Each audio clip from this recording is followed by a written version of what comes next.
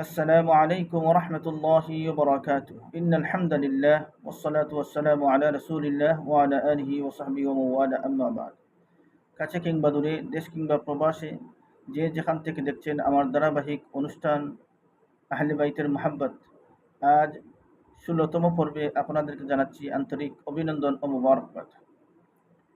আজ যে হাদিস নিয়ে আমরা আলোচনা করব আল হাদিসুল হাদি ওয়াস সালাসুনা ৩১তম হাদিস। أخرج الحاكم عن جابر رضي الله عنه قال قال رسول الله صلى الله عليه وآله وسلم لكل بني عصبة ينتمون إليهم إلا ابني فاطمة فأنا وليهما وعصبتهما।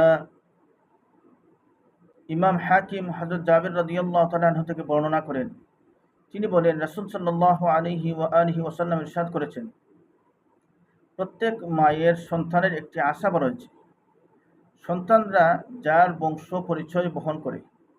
তবে ফাতেমার সন্তানগণের ক্ষেত্রে এর ব্যতিক্রম, কেননা আমি তাদের ওলি নিকটজন এবং আমি তাদের আসাবা, অর্থাৎ তারা আমার বংশের। সুবহানাল্লাহ।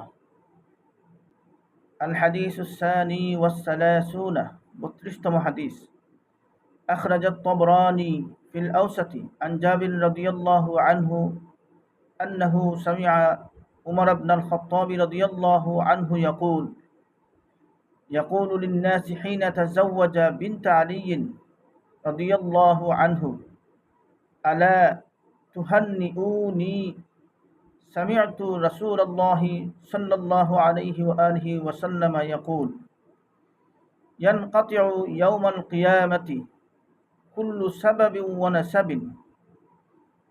إلا سببي ونسبي।